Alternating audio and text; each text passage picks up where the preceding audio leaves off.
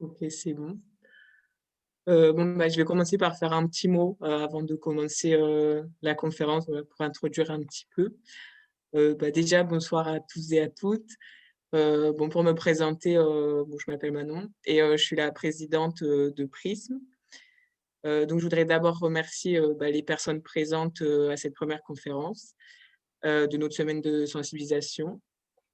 Euh, on voulait faire une petite prévention aussi avant de débuter. Aujourd'hui, c'est un jour important puisqu'on célèbre la Journée internationale des droits des femmes. Et pour cette occasion, Prism a souhaité organiser la Semaine de la femme pour mettre à l'honneur ce qu'est être une femme aujourd'hui. Être femme ne se limite pas à un appareil génital ou à des attributs physiques, mais c'est aussi un genre et surtout un état d'esprit. Prism célèbre la femme toute l'année en sensibilisant aux problèmes de sexisme et aux violences qui subsistent et surtout en valorisant celles et ceux qui aident à faire avancer les choses au quotidien. Cette semaine n'est donc pas le seul moment dans l'année où nous devons célébrer la femme, mais bien au contraire, c'est la consécration de cette célébration quotidienne. Nous aborderons donc toute la semaine des thématiques diverses, non pas limitées aux droits des femmes, mais surtout à ce que signifie être femme, notamment l'anatomie, le cycle menstruel, les doubles discriminations ou encore le sexisme en entreprise. Nous essaierons de comprendre ensemble comment valoriser les femmes que nous sommes, ainsi que celles qui nous entourent au quotidien, afin de déconstruire les injonctions sociales et de reconstruire des bases saines pour que nous puissions toutes nous épanouir. Donc pour finir, on espère que ce premier événement de l'association vous plaira et surtout qu'il nous servira de point d'appui aussi pour nos futures actions qui seront peut-être un peu plus concrètes, qui se baseront sur les retours qu'on aura des participants vis-à-vis de ces conférences. Je voudrais aussi remercier Monsieur Olivier Majren qui a accepté d'intervenir lors de cette conférence. Et je laisse la parole à Manon et Rachel. Très bien, merci Manon. Bonsoir à toutes et à tous et bienvenue à cette première conférence de cet événement organisé par Prism. Donc, je me présente, je m'appelle Manon, je suis en L3 TBS et membre de l'association Prism. Et aujourd'hui, je co-anime cette conférence avec Rachel, qui est également en L3 TVS et membre de Prism. Nous sommes en compagnie d'Olivier Majren aujourd'hui, cofondateur de l'association Love Health Center, une association belge qui vise à sensibiliser, faciliter, soutenir, accompagner toute personne dans son épanouissement intime, relationnel et sexuel. Et aujourd'hui, nous allons discuter de l'anatomie et du plaisir chez la femme et chez l'homme. Bonsoir Olivier. Bonsoir à toutes et à tous. Pardon. Sans rentrer trop dans les détails, Olivier, vous avez travaillé chez Halliburton pendant 14 ans, dont les 6 dernières années comme manager d'une équipe en design et technical support. C'est peut-être quelque chose que vous pourrez nous détailler un tout petit peu par la suite. Et donc en 2017, vous avez décidé justement de changer de carrière et vous avez obtenu, après avoir obtenu justement une certification One Taste, vous avez commencé à intervenir, que ce soit dans des écoles. Après, voilà, vous pourrez peut-être nous expliquer un peu quels étaient exactement vos lieux d'intervention, comment ça se passe. Mais je voudrais juste ouvrir une petite parenthèse. Le maître mot ce soir, c'est vraiment la communication. Donc ça nous tiendrait vraiment à cœur que ce soit une discussion sans tabou ni timidité. On vous invite vraiment à, si vous avez des questions, à les poser soit dans le chat, soit à nous en faire part directement en privé, que ce soit à Olivier, à Manon ou à moi. Et voilà, donc il n'y a pas de jugement, c'est vraiment un partage de connaissances. Et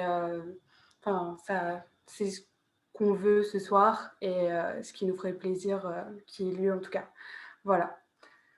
Donc après, peut-être pour commencer, de notre part en tout cas, à Manon et à moi, ce qui nous a interpellés sur votre parcours, Olivier, c'est justement ce changement dans votre parcours, dans votre carrière.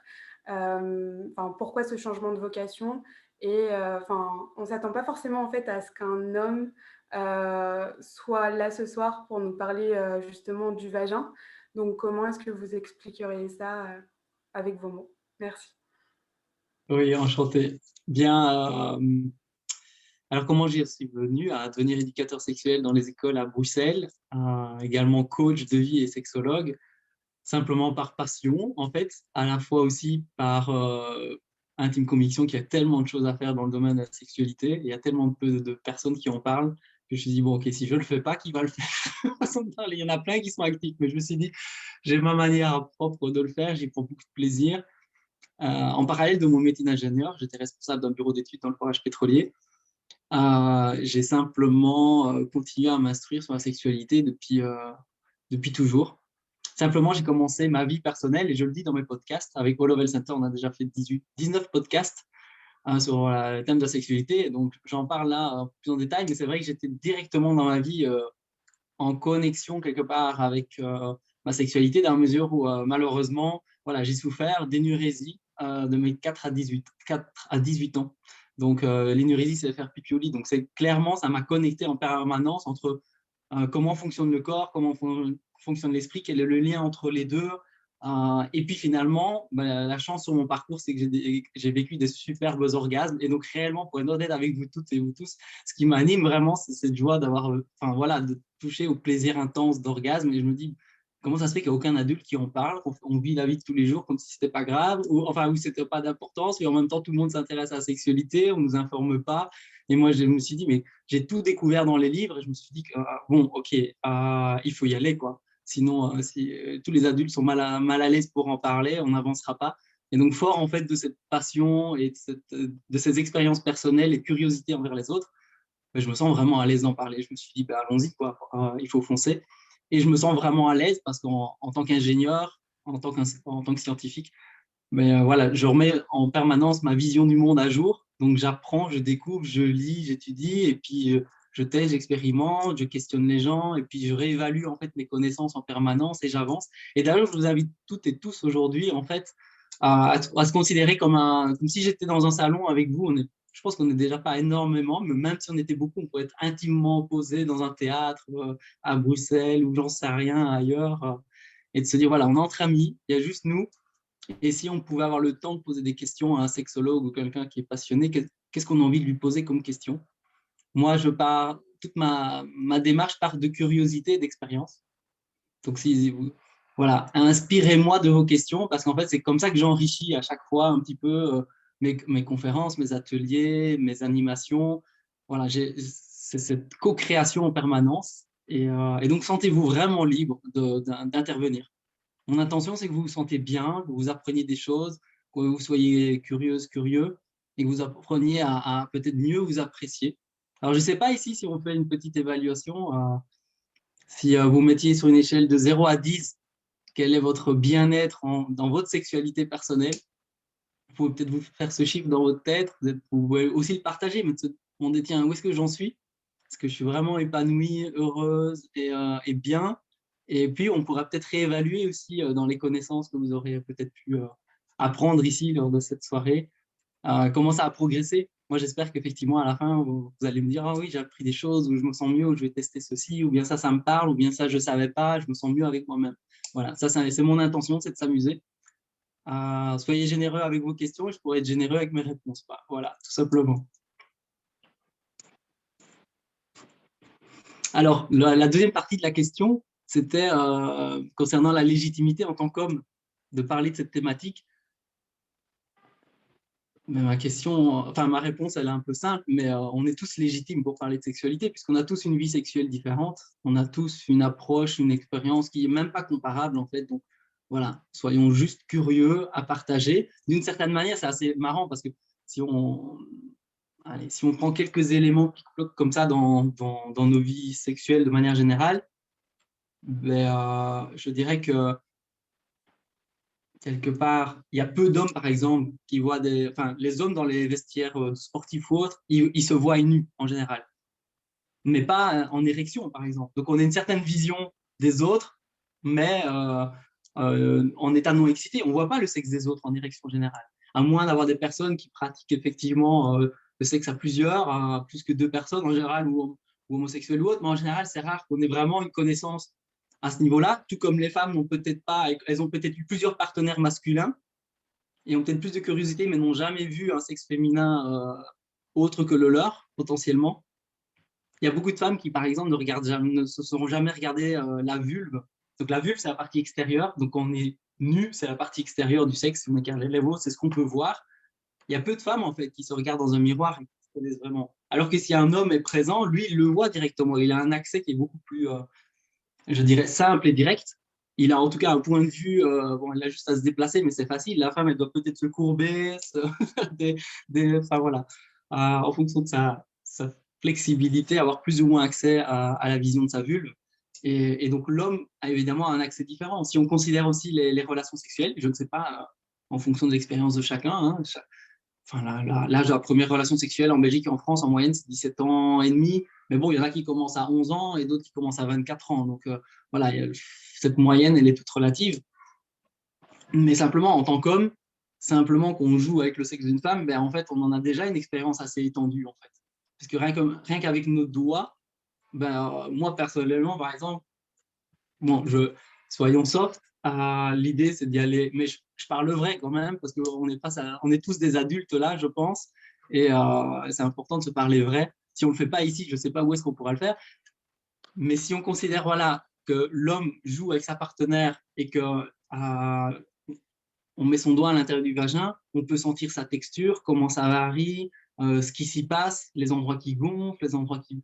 Enfin, on a un univers incroyable, un peu comme un aveugle. Moi, je peux dessiner un peu comme un portrait robot, quelle est la forme intérieure et la texture et la forme du sexe féminin de ma partenaire, par exemple. Je peux leur dessiner, elle-même ne sait pas le faire. Donc, en tant qu'homme, oui, on est légitime d'en parler, même au niveau, on a des curiosités, parce que si on considère la pénétration pénienne, effectivement, ben, on a aussi des sensations par rapport à l'introduction simplement du pénis dans le vagin, et on a des sensations incroyables qui nous éveillent. Mais qu'est-ce qui se passe là? Enfin, qu'est-ce que je sens là? On sent des os plus durs, plus molles, plus lubrifiés. Enfin, on a une vision, une curiosité très forte que la femme n'a pas. Et de nouveau, c'est pas comparable. La femme, elle a ses ressentis intérieurs et elle se dit, mais comment on pourrait parler de moi? Mais nous, en tant qu'hommes, on a une expérience totalement aussi riche, mais vue de l'extérieur avec des paramètres différents. Et c'est l'interaction, justement, et je trouve l'enrichissement des curiosités qui permet d'augmenter notre capacité à éprouver du plaisir, à être bien. Et donc, il y a ce côté où je pense que la plupart des hommes ont vu plusieurs vulves et que la plupart des femmes n'ont pas vu plusieurs sexes féminins, ou très peu, en proportion. Et donc, on se dit, ben, voilà, à partir du moment où on est passionné, qu'on étudie, qu'on est en relation, mais moi, en tout cas, je me sens légitime d'en parler, tout simplement. Très bien, merci pour votre réponse. Et du coup, on se posait la question aussi avec Rachel avant la conférence. Est-ce que vous pensez que, après je ne sais pas, peut-être que le système est différent en Belgique, mais en tout cas en France, nous on a l'impression qu'on n'est peut-être pas assez éduqués de ce côté-là. Et qu'est-ce que vous pensez, vous, de cette éducation qu'on nous apprend, ce qu'on nous transmet à l'école, etc., à ce sujet-là? C'est super amusant parce qu'en fait, dans ma fiche, là, j'avais mis quelques idées et j'avais la même question pour vous. Comment se passe l'éducation sexuelle en France? Elle est là sur mon papier, là, à côté de moi. Je me dis, bon, tiens, c'est bien. Alors, chez nous, je ne connais pas le système français. J'ai beaucoup d'amis français, que ce soit à Bruxelles ou en France d'ailleurs. Et mon associé qui a co-créé le Lovell Center, Camille Bataillon, qui est sexologue, elle est lyonnaise, mais elle vit à Bruxelles. On a pas mal discuté, mais je pense que la situation est assez similaire. En Belgique, en tout cas, l'éducation sexuelle est en fait dans un décret de l'enseignement. Et donc, en secondaire, en école secondaire, c'est-à-dire de 12 à 18 ans, il y a un cours qui, en moyenne, est donné 2 fois 2 heures tous les 2 ans. Donc, par exemple, on a 2 sessions de 2 heures à 13 ans, 2 sessions de 2 heures à 15 ans et 2 sessions de 2 heures à 17 ans. Et donc, c'est extrêmement limité parce qu'en fait, notre expérience et notre intérêt à 13 ans n'est pas du tout le même qu'à 15 et pas du tout le même qu'à 17. Et certains sont passés dans des écoles où il y avait des cours et d'autres pas. Et si on pose à 15 ans, qu'est-ce que vous vous souvenez que vous avez appris à 13? Ils ne s'en souviennent plus, ou on a simplement parlé d'IST ou de préservatif. Et donc, on voit qu'en fait, en fonction, c'est extrêmement dérisoire. En fait. C'est génial, c'est bien, j'y participe et je suis content, mais il faudrait beaucoup plus. En tant qu'animateur, juste sur le thème de la sexualité, j'ai listé 108 sujets de thématiques et je pourrais en faire plus. Je me suis juste arrêté, mais j'ai déjà listé plus de 100 sujets. Donc, quelques sessions par an, ça paraît dérisoire, quoi. Vraiment, pour apprendre. Alors, je ne sais pas, vous, comment ça se passe en France par rapport à l'éducation sexuelle. En moyenne, les gens qui sont là, ici présents, les jeunes adultes, vous avez eu quoi sur votre parcours, en fait? Vas-y, Rachel, si tu veux. Moi, La personnellement, question n'est pas de ce évidente. que je peux me souvenir, c'est, je crois, au collège, on a eu un cours là-dessus justement qui parlait des préservatifs. C'était aussi des cycles, etc., des mensurations. Et après, on a dû avoir un deuxième cours quand même plus SVT qui parlait un peu plus en détail du cycle, peut-être au lycée, je crois. Mais alors, c'est à peu près tout. Oui. Dans le chat, n'hésitez pas à répondre aussi, on pourra transmettre vos réponses. Là, par exemple, j'ai une réponse qui dit que on a eu une certaine éducation, mais que c'est assez bref, voire trop bref. Et moi, c'est pareil que Rachel, je crois qu'au collège, j'ai dû avoir un ou deux cours sur ça, mais c'était assez limité quand même.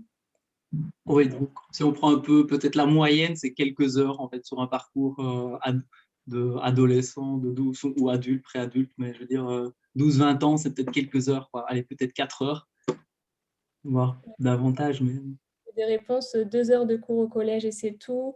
C'était plutôt des sensibilisations culpabilisantes sur les IST.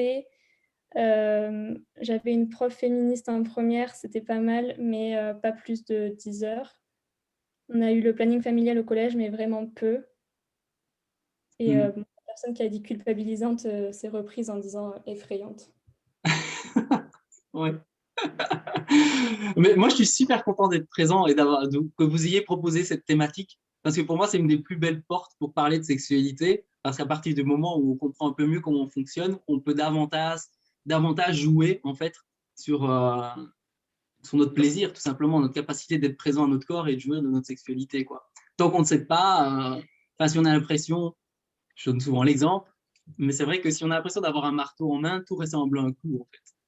Et donc, en fonction des images qu'on se fait de la chose, ben, on va se comporter d'une certaine manière. Donc, c'est ultra important pour moi d'enrichir en fait les représentations qu'on a et les connaissances de l'anatomie, parce qu'ensuite, je laisse chacun libre en fait avec son intelligence, sa curiosité et de ses intérêts personnels d'aller découvrir en fonction des éléments que j'aurais partagés aujourd'hui, des éléments qui lui semblent pertinents à aller découvrir par lui-même, quoi.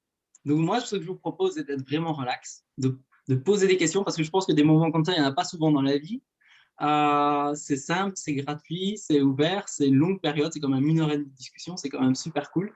Et voyons-le comme un voyage. En fait. Moi, je vais essayer de simplement vous emmener dans un voyage, ou simplement un peu comme un guide. Je vais vous partager un peu des réflexions, des apprentissages qui me paraissent super intéressantes et qui vous permettront d'être peut-être mieux dans votre corps. En tout cas, c'est mon intention. Et pourquoi l'anatomie particulière? C'est que moi, je suis coach en sexualité pleine conscience, en slow sex. Et pour moi, tout démarre à partir du corps, en fait.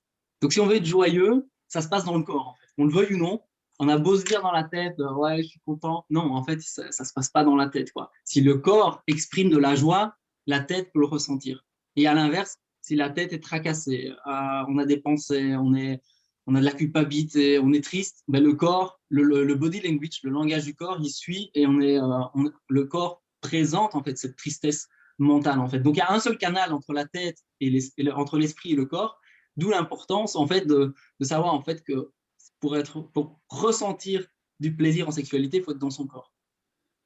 Et chaque fois qu'on déconnecte et qu'on est dans ses pensées, ça peut être super chouette pour des fantasmes, de l'excitation ou autre, mais très souvent, ça peut causer des obstacles. On dit, revenons à l'essentiel, ramenons au corps, restons le plus souvent présents. Et d'ailleurs, je vous invite là, si ça vous parle, de simplement, là, à l'instant, vous connecter à votre propre sexe, juste dire, OK, je me permets de mettre ma conscience au niveau de mon sexe et me dire, OK, je rentre en dialogue avec lui, et je vais essayer d'en apprendre un maximum. Je vais essayer d'être bien dans mon corps. Parce qu'au plus on se connecte, au plus ressentir. Parce qu'en fait, dans la vie, en fait, le cerveau fonctionne, le mental fonctionne un peu comme l'hypnose. Donc, si j'attire votre regard un peu comme un pickpocket sur un objet, vous n'allez pas sentir que je vous touche la main, par exemple, ou que je vous ai pris votre montre. Et donc, ici, c'est la même chose. Si en sexualité, vous mettez votre esprit ailleurs, ne vous étonnez pas que vous n'avez pas de sensation sexuelle, pas de plaisir, pas de sensation, ou qu'il y a de moins, il n'y a rien qui s'éveille. Pour que les choses s'éveillent et qu'on les sente, il faut de plus en plus juste dire, je déconnecte mon cerveau. Mon cerveau, c'est un outil ultra puissant, ultra intéressant, et je le mets au service de mes sensations. Donc, je l'utilise pour dire, je me connecte à mes sensations. La seule chose qui compte, c'est quand je fais l'amour, c'est d'être dans la sensation. Si j'ai bien un conseil à vous donner pour être heureux dans votre sexualité, c'est ça. Quelle que soit la manière dont vous faites l'amour, seul, à deux, avec des partenaires, soyez la sensation, tout simplement. Pensez pas, est-ce que je parais bien, est-ce que je suis performant ou performante, est-ce que c'est agréable, ou bien d'essayer de bien faire ou d'activer ou d'être ailleurs ou de vous projeter dans un futur de la suite du script sexuel. Non, soyez juste dans la sensation et soyez juste dans le plaisir de toucher de la peau, des corps, de la génitalité, des zones érogènes. Et puis vous partez sur un voyage super beau parce que vous vous oubliez dans la sensation et c'est là en fait que les belles sensations démarrent. Alors je propose de démarrer avec l'embryologie. Comme ça, on commence je dirais, dans le vif du sujet. Je vais partager mon écran ici. Alors, je vais faire des allers-retours entre la caméra de mon smartphone pour vous présenter des objets que j'ai, mais également mon écran partagé en fait des illustrations. Pendant que vous faites ça, je vous lis les 2 dernières réponses qui sont parvenues. Sur l'éducation sexuelle en France, il y a quelqu'un qui me dit que c'est plus de la biologie que de la sexualité, puisqu'on voit de l'anatomie et on apprend les différentes maladies sexuellement transmissibles. Et j'ai une autre personne qui me dit que l'éducation sexuelle est souvent hétérocentrée sur la pénétration, on connaît mal le corps de la femme. Voilà, je trouve ça intéressant à vous partager avant de passer. Voilà. Et moi, comme témoignage que je peux avoir, c'est, je retrouve mon chat, c'était du coup un exposé plutôt sur les contraceptions, qui était très succinct et implicite. Donc on n'explique pas assez en fait les problèmes et toutes les possibilités. Et c'est quelque chose, personnellement, là-dedans, je me retrouve beaucoup par rapport rien qu'à la sexualité. On n'en dit pas assez, en fait. On connaît souvent les 3 premiers types de sexualité, et puis tous les autres, ils n'existent pas, ils sont éphémères. Et après, un autre témoignage, c'était plus, du coup, des cours sur le sexe reproductif, très pauvres sur le reste, et on ne parlait pas trop, justement, du rôle du clitoris, etc. Donc aussi... Oui. Attendez. Est-ce que ça se fait ça? Je vais rallumer peut-être. Attendez, je regarde. Peut-être. J'avais une lampe là. Ah tiens, j'avais une lampe qui s'est éteinte. Bon, j'espère qu'on me voit quand même encore. Mais effectivement, on parle très peu du clitoris. Et c'est marrant parce qu'on vient pour la journée de la femme, internationale de la femme, le Wellness Center, on a créé un grand drapeau de 2,70 m sur 1,80 m d'un énorme clitoris en tissu qu'on a mis sur sur une grande commune, maison communale, en fait, hôtel de ville de Bruxelles, en fait. Et pour souligner, en fait, voilà, l'existence, l'importance de prendre sa place et de parler, en fait, de manière inclusive aussi de la femme, de la sexualité de manière générale. Parce que voilà, la clitoris c'est un symbole féminin qui prend à juste titre plus de place et on en est bien content. Alors, je démarre l'anatomie simplement par de l'embryologie en fait.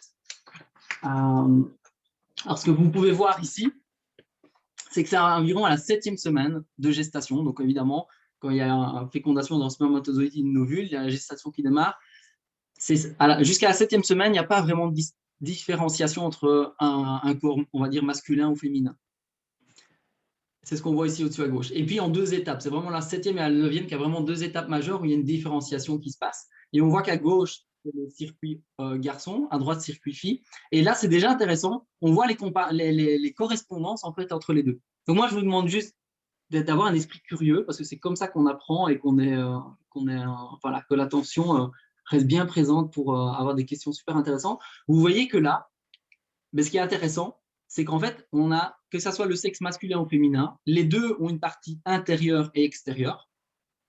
Donc, extérieur, on va dire la vulve chez la fille et le pénis et les testicules chez le garçon. Mais à l'intérieur, chez le garçon, il y a la prostate et les glandes de Cowper et d'autres choses. Chez la fille, il y a évidemment le vagin, l'utérus, les ovaires. Donc, il y a vraiment un univers intérieur et extérieur. Et il y a des correspondances de tissus. Donc, en fait, dans les deux corps, on a un corps érectile qui s'appelle le clitoris chez la fille et le pénis chez le garçon. Mais c'est le même fonctionnement. J'ai des modèles ici, je vous les montrerai après.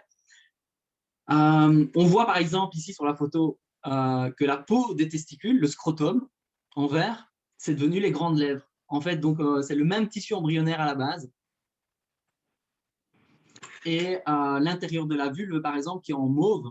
Donc, enfin, évidemment, il y a plusieurs. Enfin, il y a les petites lèvres, il y a les vallées entre les grandes lèvres, les petites lèvres, et à l'intérieur des petites lèvres, c'est des zones extrêmement sensibles. Et ça correspond chez le garçon, en fait, à la partie intérieure de l'urètre, en fait. Donc, l'urètre, au départ, il est ouvert. Donc, le long de la tige du pénis, au départ, l'urètre est ouvert, un peu comme un U, et qui petit à petit, je crois que ça peut se voir sur l'image suivante. Est-ce que ça va marcher? Je vais essayer. Non, non, c'est pas celui-là. Là, on voit la correspondance des corps érectiles, en fait. On voit bien que ce soit chez le garçon ou chez la fille, il y a un corps érectile, clitoris ou pénis. Et là, on voit effectivement que le pénis, il y a deux corps caverneux dans la tige du pénis et un corps spongieux qui, lui, est un peu plus souple, qui est le long de l'urètre et le gland. Alors que chez la fille, il y a deux bulbes spongieux qui sont de part et d'autre de l'urètre et du vagin et deux corps caverneux en fait, qui sont attachés aux os du bassin avec la tête du clitoris et le gland. Et donc, on voit que dans les deux cas, il y a un gland. Dans les deux cas, il y a un prépuce. Le prépuce, c'est la peau qui recouvre le gland, puisque le gland, c'est la zone la plus sensible du corps. Et donc, c'est une extension directe du cerveau. C'est-à-dire que le cerveau, le système nerveux central, c'est le cerveau et la moelle épinière. Donc, les nerfs descendent le long de la colonne vertébrale. Et puis, à la fin, ça se termine en plusieurs faisceaux de nerfs. Et le nerf honteux, bon, évidemment, ça s'appelle comme ça, le nerf pudendal, mais bon, le nerf sexuel, qui va, entre autres, irriguer ou connecter la zone du gland, la zone la plus sensible. Elle est en connexion directe avec le cerveau. C'est vraiment la voie royale entre les deux. Et ce qui est assez intéressant de mentionner, c'est que dans beaucoup de livres, par exemple, il est mentionné que le gland du clitoris a 8000 terminaisons nerveuses. Je ne sais pas si vous avez déjà lu ou entendu cette information-là. Oui, moi j'ai déjà entendu cette information. Et donc, effectivement, c'est une zone très sensible. Et certains disent, ah oui, il y a 8000 terminaisons nerveuses, c'est énorme. Oui, c'est énorme. Mais j'ai cherché les sources parce que j'ai vu ça dans une dizaine de livres. Et elles font toutes référence à un seul article qui date d'il y a très, très longtemps, plusieurs dizaines d'années. Et en fait, c'est une étude scientifique. Donc, je veux dire, on ne peut pas résumer l'anatomie féminine et 8000, enfin, par exemple, une moyenne de 6000 terminaisons nerveuses à un échantillon aussi faible.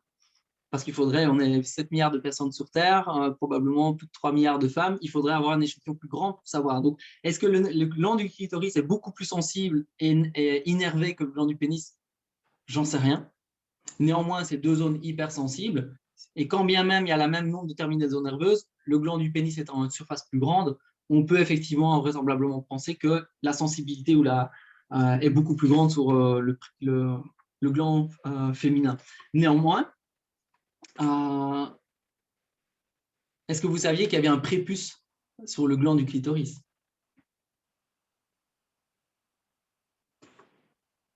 Parce qu'en fait, dès la naissance, pour des raisons d'hygiène, entre autres, mais de santé sexuelle, on décalote les garçons, le pénis des garçons, mais on ne décalote jamais le pénis des filles, qui est le clitoris. En fait. Et donc, il y a des femmes qui disent « j'ai pas de plaisir » ou « j'ai des douleurs » ou il y a de l'adhérence, c'est-à-dire que le prépuce colle au gland. Et donc, il y a de l'adhérence potentielle, parfois il y a des douleurs, des irritations. Mais effectivement, en fait, il y a tellement peu Enfin voilà, c'est un sujet qui est encore tellement peu développé et même tabou, parce que ça semble normal de décaloter un garçon, mais on ne le fait pas chez les filles, qu'en fait, effectivement, on met les filles finalement en difficulté par rapport à leur propre connaissance de leur propre corps et leur capacité aussi à avoir du plaisir et de jouir par la suite. Ce qui est un peu, ce que je trouve profondément dommage. Alors, sur l'anatomie, il y a tellement de choses à dire. Je trouve ça vraiment passionnant. Toutes les représentations, vous verrez que moi, je jongle avec des images que j'ai trouvées sur Internet parce qu'en fait, aucune n'est, on va dire, correcte. Dans la mesure où on essaye de représenter, soit par des photos, mais soit par des images 2D, une réalité 3D d'un on va dire, d'un organe qui varie, en fait, parce qu'entre l'état au repos, même fatigué, excité, super excité, en orgasme, l'organe change de forme, change de texture, enfin, et donc, ce n'est pas un état figé.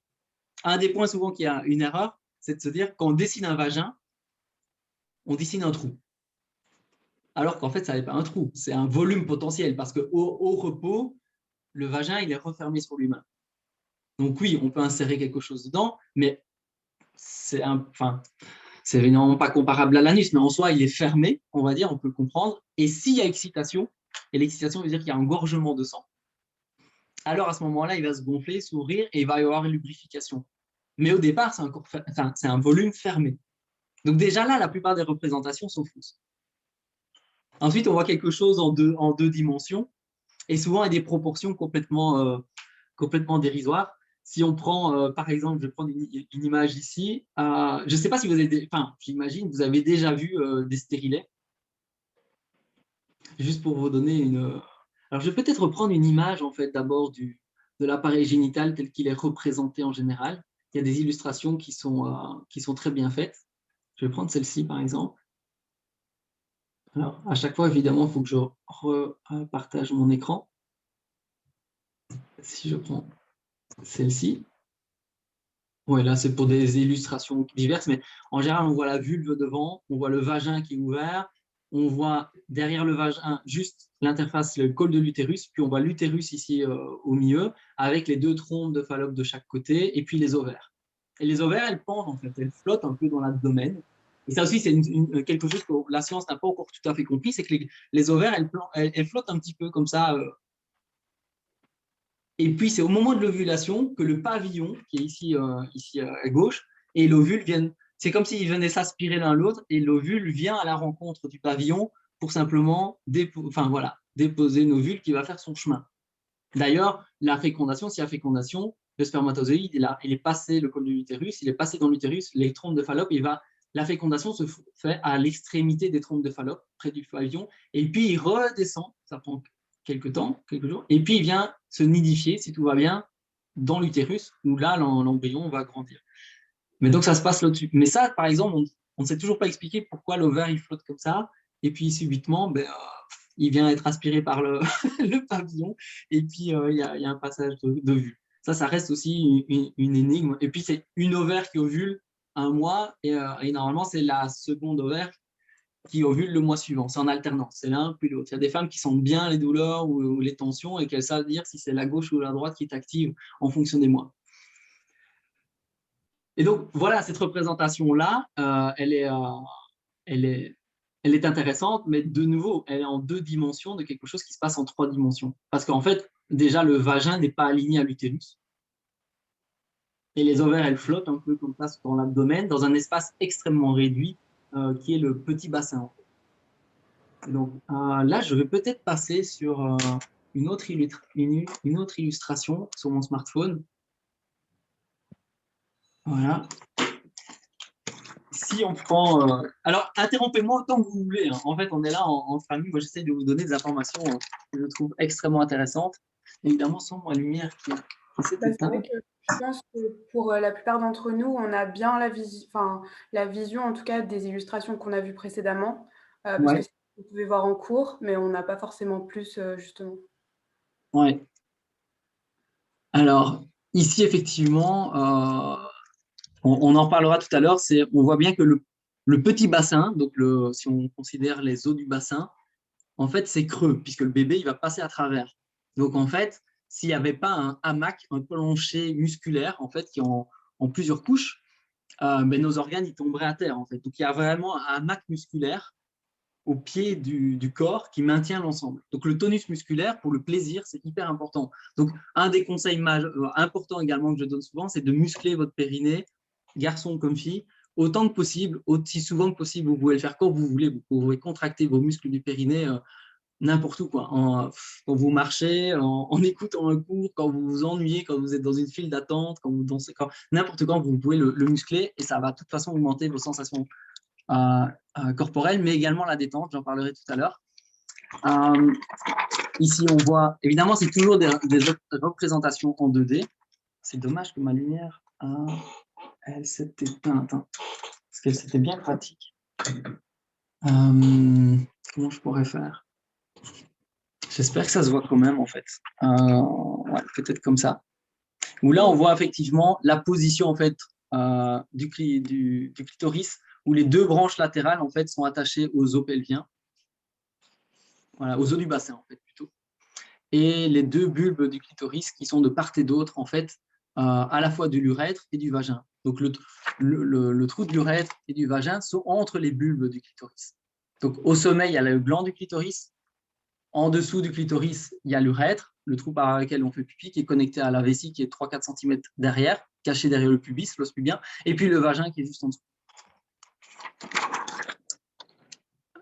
Alors, ouais. Je vais essayer de trouver peut-être une lampe. Ah, si vous me donnez quelques...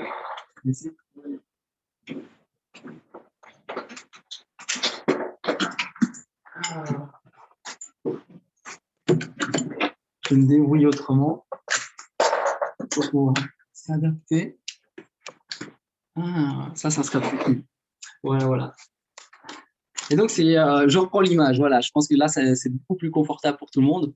On voit bien en fait que le plancher pelvien, déjà, c'est un hamac en fait. C'est une multicouche musculaire. Et s'il y a des tensions, du stress, de la peur, quoi que ce soit, tout ça s'est crispé. Et donc, pour avoir du plaisir, c'est extrêmement compliqué. Je donnerai des conseils par la suite. Et c'est vrai pour les garçons comme pour les filles en fait. Quand le plancher musculaire, par exemple, est trop contracté et trop tendu, en fait, pour les garçons, ça peut causer de l'éjaculation précoce. On appelle ça comme ça, j'aime pas trop le mot, mais en tout cas, ça peut amener à avoir quelque part une éjaculation plus rapide que prévu, plus rapide que ce que la personne désire. En fait. C'est simplement parce que le tonus est tellement grand que finalement, il y a tellement de tension que pour éjaculer, c'est quand même un spasme musculaire, ça se passe très vite. D'ailleurs, vous voyez que c'est un plancher pelvien. Faut faire attention quand on fait du vélo d'avoir une bonne selle parce qu'en fait, on peut endommager en fait toute cette zone musculaire et nerveuse si on n'a pas une selle à vélo qui est vraiment adéquate en fait. Que ça soit homme comme femme, c'est important de prendre soin de ça et dans certains sports, ça peut être mis en difficulté. Alors, je ne sais pas s'il y a déjà des questions spécifiques par rapport à ce que j'ai déjà pu montrer là pour le moment. Oui, moi j'en avais une. Est-ce que du coup, quand vous parliez donc des muscles peut-être trop serrés, etc., c'est ce qu'on appelle le vaginisme chez les femmes ou pas du tout? Alors, ça peut être lié en fait. C'est pas la seule cause, mais ça peut être une cause de vaginisme. C'est effectivement d'avoir en fait des tensions tellement grandes au niveau du plancher pelvien que la détente n'est pas possible et que n'importe quelle pénétration est douloureuse en fait. Donc c'est une des causes possibles. Et de toute manière, dans tous les cas de vaginisme, je pense, il y a même entre autres qui est à Paris qui travaille sur ce domaine-là, qui est vraiment très très chouette, qui travaille uniquement sur cette thématique-là, qui est très chouette à écouter.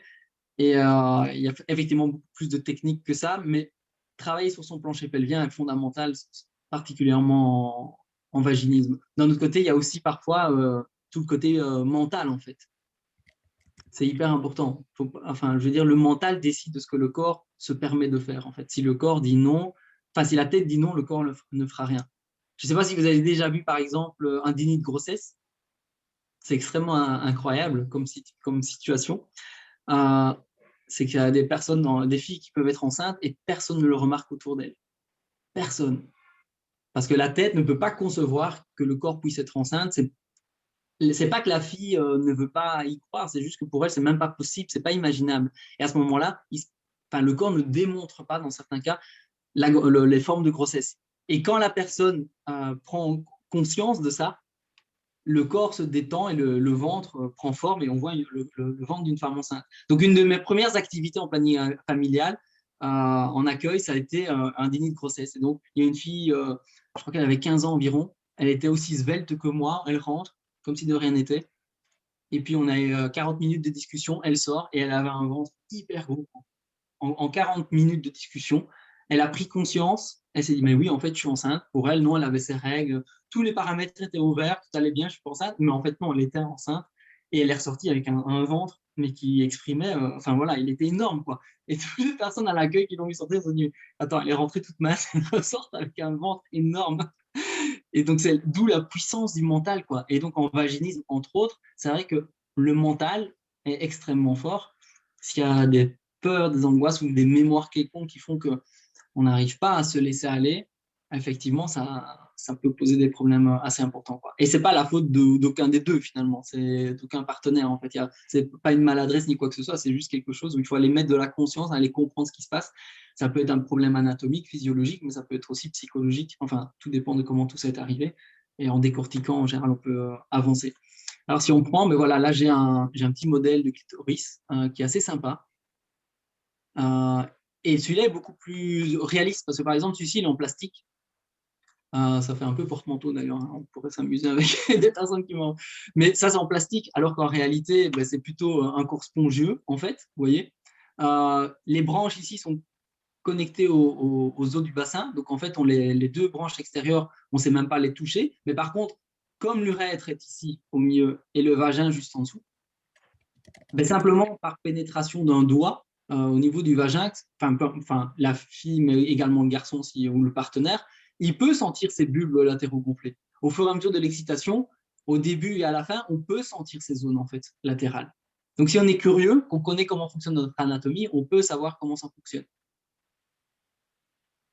Alors simplement, voilà, quelle est la taille par exemple du gland du clitoris par exemple?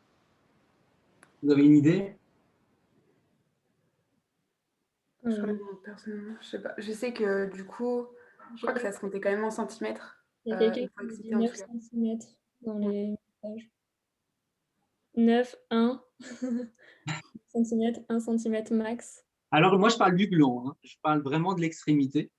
Donc le clitoris c'est l'ensemble, c'est le corps érectile complet comme le pénis. Là je parle vraiment du gland du clitoris en fait, de la partie visible.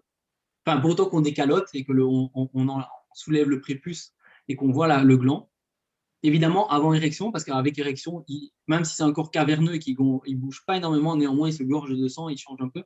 Mais en fait, ça va en moyenne de 4 mm de haut, mais ça peut faire 1 mm ou 15 mm. Donc, il y a des filles qui ont un gland ici qui peut faire 15 mm de long et d'autres 1 mm, par exemple. Chez certaines femmes, c'est quasiment pas visible, d'ailleurs. OK. Donc, comment trouver le gland? Mais simplement, puisque tout ça, c'est caché, puisque devant, il y a les petites lèvres. Et en fait, il suffit de suivre les deux petites lèvres. Et donc, à la commissure, donc c'est comme le creux ici des lèvres de la bouche. La commissure, c'est l'endroit où les deux lèvres se rejoignent. Donc, si on suit les petites lèvres de gauche à droite et qu'on remonte, au sommet se trouve le prépuce et caché derrière le prépuce se trouve le gland du clitoris. Voilà, c'est comme ça qu'on peut le trouver. Et bien, le gland, effectivement, ben, il peut faire... parfois, il est quasiment invisible, enfin, très difficilement visible, ou il est tout petit, et parfois, il peut faire 15 mm. D'ailleurs, chez certaines femmes, on appelle ça... chez certaines femmes, on appelle ça un micro-pénis, parce qu'effectivement, entre être 100% homme ou 100% femme, biologiquement, en fait, ça ne se passe pas tout à fait comme ça. Il y a un spectre beaucoup plus vaste. Il peut y avoir des grands pénis et qu'on appelle des micro-pénis, mais aussi il y a des micro-clitoris et il y a des macro-clitoris, en fait, tout simplement. Il faut être bien avec soi parce qu'en fait, il n'y a pas deux sexes les mêmes. Il n'y a pas deux visages ici dans la salle qui sont les mêmes si on compare nos visages. Et ça ne nous rend pas timide ni mal à l'aise. On ne va pas rougir, pas nécessairement parce qu'on va comparer nos visages, mais au niveau de notre anatomie génitale, c'est exactement la même chose, quoi. Si je prends par exemple ce travail ici, puisqu'on parle principalement évidemment de l'anatomie de la femme, je vais intervertir la vidéo. Mais ça, c'est des illustrations. C'est un artiste en Angleterre qui a fait des moulages de vulves. Et il en a fait 400 différents. Et en fait, si on regarde, il y a une diversité qui est colossale, en fait. Que ça soit dans la forme des grandes lèvres, des petites lèvres, de la position, de la forme, de l'asymétrie, de la profondeur. Déjà, si on voit ça en 3D, c'est extrêmement variable. Je ne sais pas si c'est à l'écran, ça passe bien. Mais voilà, il y a 400 images ici sur les cartes postales. Il n'y en a pas deux les mêmes. Et donc, soyez relax avec votre sexe parce que réellement, vous allez avoir du mal à retrouver un deuxième identique. Donc, aimez-le parce qu'en fait, il est juste unique et super beau tel qu'il est. Et vous voyez, bon voilà, on peut continuer à l'infini. Il n'y en a pas deux les mêmes. Il y en a qui peuvent parfois se ressembler. Et sachez que, par exemple, j'en parlais tout à l'heure, si on regarde, je vais peut-être passer sur l'écran, sur l'écran de l'ordinateur, pour partager une autre image. Attendez, je regarde de suite. Alors. Ah voilà, ça c'est une belle image.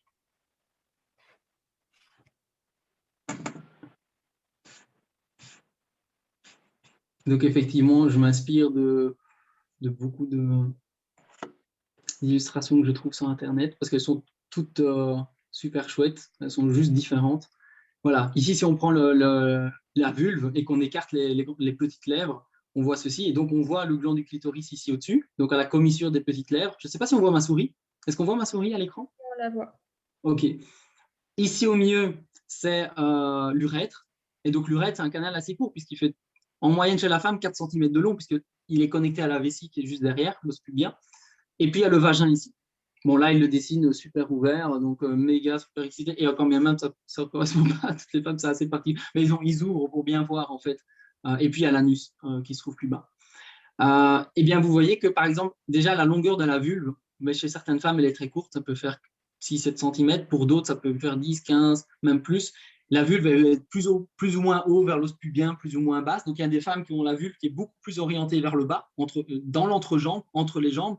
Et chez d'autres, la vulve est beaucoup plus remontée. D'ailleurs, la puberté, chez la plupart des femmes, de la fille à la femme, en fait, il semble que la vulve remonte en fait, sur le corps légèrement. Pas grand-chose, mais en fait, enfant, elle est plus vers le bas et adulte, elle va plus vers l'avant en fait. Dans la croissance en fait. Et en fait, si on prend par exemple la distance entre le gland du clitoris et l'urètre, ben, ça peut faire entre 1 et 4 cm. Mais en proportion, je ne sais pas si vous voyez, c'est énorme.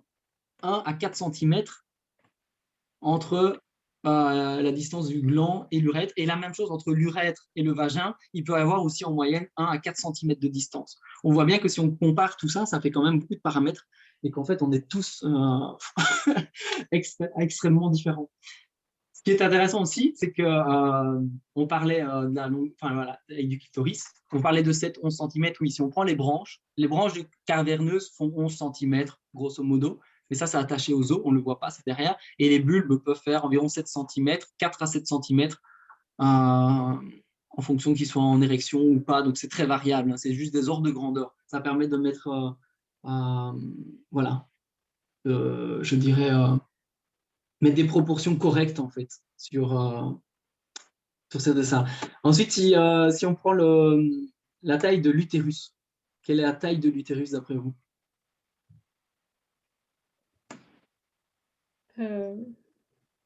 N'hésitez pas à répondre dans le chat si vous avez des idées. On a 8 cm. 15 cm. 6-8.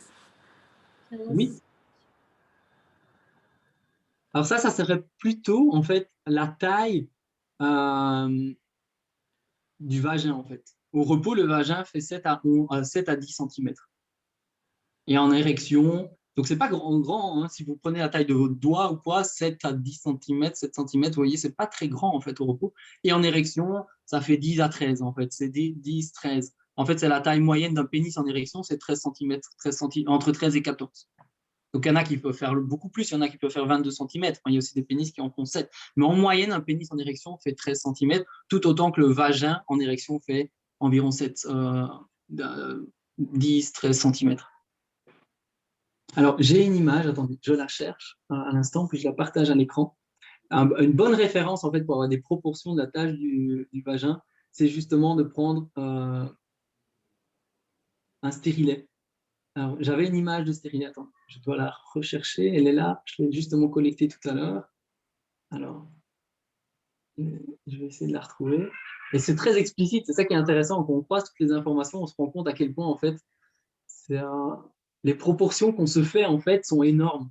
C'est à croire qu'en fait, dans les manuels anatomiques de l'époque, on voulait donner tellement d'importance à la reproduction, en fait, à la fonction reproductive de la sexualité, qu'en fait, on a donné des proportions énormes à l'utérus, qui en fait fait en moyenne 4-6 cm de long. D'ailleurs, vous prenez allez, on va dire 5 cm à l'intérieur, c'est pas énorme en fait. Je cherche l'image, attendez, ça c'est étonnant parce que je l'ai collecté tout à l'heure. Vous tapez sur internet stérilet, vous verrez la taille d'un stérilet dans la main de quelqu'un, c'est extrêmement petit quoi. Les ovaires, c'est comme des testicules finalement, c'est l'équivalent. Ben, une ovaire en diamètre, ça fait 2,5 à 4 cm, tout comme les testicules, c'est pas énorme. Et tout ça dans le petit bassin. Donc, si on prend, malheureusement, je n'ai pas de modèle 3D ici. Un jour, j'en aurai un. Je l'ai commandé d'ailleurs. Mais en fait, tout est confiné à l'intérieur du petit bassin. C'est extrêmement petit, c'est extrêmement compact. Et donc, moi, je trouve que c'est important d'enrichir notre représentation du sexe pour comprendre comment il fonctionne. Alors, chez le garçon, quand il y a érection, je vois l'heure qui passe, quand il y a une érection, il y a simplement une détente et un afflux de sang. Parce qu'au repos, le système nerveux central, le pénis est fait de plein de cavités et de fibres musculaires, et les fibres musculaires sont contractées en fait. Et donc, au repos, le pénis, il est contracté. Et c'est quand le système nerveux parasympathique se détend, enfin sympathique se détend et le parasympathique prend le relais, qu'en fait les muscles se relâchent et donc les cavités peuvent s'ouvrir et le sang peut affluer. Et donc l'érection, c'est une marque de détente quelque part. Et chez la fille, c'est la même chose. En fait, c'est quand il y a détente que le vagin va se gonfler de sang et va changer de forme. Alors, je ne sais pas si quelqu'un a déjà vu la taille et la forme d'un vagin. Bah, je pense que les filles ici présentes, oui. Enfin, je sais Et, pas. oui, parce que le vagin est à l'intérieur. Hein. Oui, Donc, on oui. peut voir la vulve, on peut voir les petites lèvres. Voilà. Je pense que c'est comme vous le disiez tout à l'heure, peut-être au sens du toucher. On peut peut-être s'en rendre compte, mais c'est tout, quoi. C'est l'imaginer, en fait, encore une fois. Ouais. Alors moi, je vais vous présenter à l'écran, vous partager. Il y a des gens qui ont fait des moulages de vulve, de vagin. Et de nouveau, c'est en état excité et intermédiaire, parce qu'il faut, ouais, si c'est fermé au repos sans excitation, le vagin il est fermé, donc il faut quand même un certain niveau d'érection, et c'est intermédiaire. Attendez, je partage ça. Voilà, je ne sais pas si vous le voyez à l'écran. Voilà, ça, c'est des vagins qui ont été moulés. Alors, autant il y a une diversité de pénis, alors probablement que les filles et les garçons savent le voir parce que c'est externe et c'est facile. Il y a une diversité de pénis colossale. Au niveau de la tige, de la forme, conique, avec un gros gland, un petit gland, enfin tout ça. Et au niveau du vagin, voilà. Ils ont identifié, là, dans la catégorie, vous voyez, il y a 4 formes de vagin, en fait. Le premier, il est cylindrique, par exemple. Le deuxième, le B, il est conique. Ici, c'est en forme de U. Et là, c'est plutôt un volume plus ou moins rectangulaire. Enfin, vous voyez, un volume plutôt rattrapé, mais il y en a un qui est cylindrique. Là, c'est un volume. Vous voyez, c'est 4 formes de catégories qu'ils ont pu identifier en disant, mais voilà, en fait, il y a ce genre de forme de vagin. Et vous voyez, même en texture. Regardez les textures, la forme, c'est quand même assez impressionnant. Alors, j'imagine ici, c'est lisse. Peut-être que le silicone n'a pas été en contact avec la peau suffisamment. Il n'y avait peut-être pas assez de volume que pour tout. Mais peut-être que la peau était lisse en partie. Mais vous voyez qu'il y a une diversité déjà d'un vagin en érection qui est énorme. Alors, un autre élément assez chouette, c'est que si je reprends, je ne sais pas si on voit l'écran. On voit toujours l'écran? On voit toujours les vagins là. Ah, on voit toujours les vagins. Ah oui, donc je ne sais pas comment on fait pour passer d'un écran à l'autre. Je dois chaque fois arrêter et redémarrer. Votre écran dans l'intégralité ou parce que là vous avez juste partagé la, je sais pas comment ça s'appelle, Foxit Reader. Oui, oui, d'accord. Je vais reprendre cette image-ci. Je recommence. Je repartage. J'espère que tout le monde suit et que c'est un. Alors ici, vous voyez, il y a des petits trous sur la gauche de l'urètre, au numéro 4. C'est des opiums, c'est des petites cavités. Et en fait, le long de l'urètre, en fait, il y a ce qu'on appelle les glandes paraurétrales. Et donc, je ne sais pas si vous avez déjà entendu parler de l'éjaculation féminine. Alors, c'est un sujet qui fait assez tabou chez les sexologues aussi, ou dans le monde scientifique, parce qu'on ne sait pas trop comment ça fonctionne. En fait, c'est répertorié dans l'histoire de l'humanité depuis toujours, parce qu'en fait, on en parle dans la culture indienne, chinoise, taoïste, africaine, grecque, on en parle partout. L'éjaculation féminine a toujours été connue, en fait, mais simplement pour des raisons historiques. Bon, je n'ai pas le temps de les développer ici, c'est un peu tombé à la banque, enfin, aux oubliettes, mais la majorité des femmes savent éjaculer. Parce qu'en fait, les femmes ont aussi des cellules prostatiques, parce que l'éjaculat, que ce soit chez l'homme ou chez la femme, c'est lié aux cellules prostatiques. Et donc, la prostate, chez les garçons, c'est une glande, et là, c'est facile parce que c'est vraiment un organe en fait distinct, c'est comme une petite noix qui se trouve à la base du pénis, juste derrière le pénis, en fait. Donc, la prostate, elle se trouve, donc le pénis, il y a une partie pendante, puis une partie à l'entrejambe qui est attachée au corps, qui tient au corps, et juste derrière, il y a la prostate et puis la vessie. Donc, la prostate, elle est coincée entre la vessie et le pénis. Et c'est là qu'en fait, il y a un canal d'urètre qui communique l'urine, mais également les deux canaux qui viennent des testicules et qui viennent apporter les spermatozoïdes matures, en fait. Je simplifie un peu. Mais donc, en fait, la prostate, c'est une glande, on va dire, distincte chez l'homme.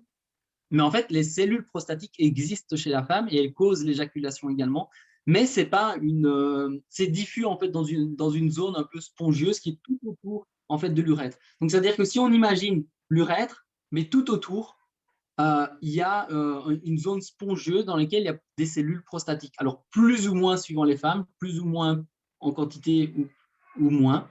Je vais prendre une autre illustration pour vous montrer ça. Attendez, je suis en train de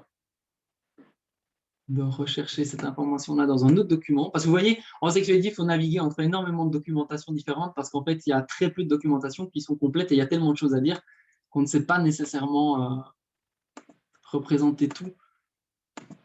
Alors, attendez. Non, c'est pas celui-ci.